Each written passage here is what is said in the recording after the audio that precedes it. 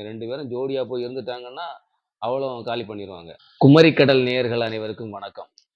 இந்த 2 பேர பார்த்தீங்களா? 2 பேரும் தெரியுதா? ஜோடியா சுத்திட்டு இருந்தாங்க. தூக்கிட்டேன்.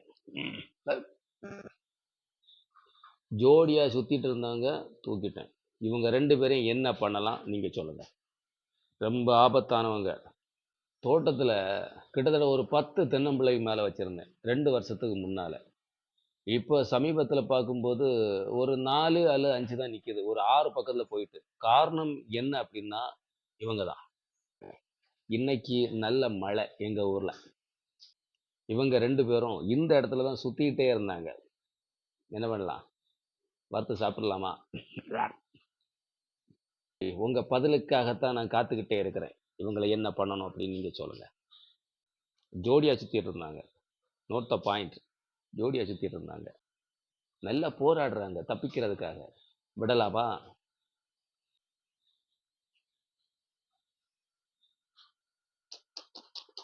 இது தென்னம்பிள்ளையில ஒரு நாள் போய் இருந்தவ அவளும் காலி பண்ணி 2 பேரும் ஜோடியா போய் இருந்துட்டாங்கன்னா, அவளும் காலி பண்ணிருவாங்க.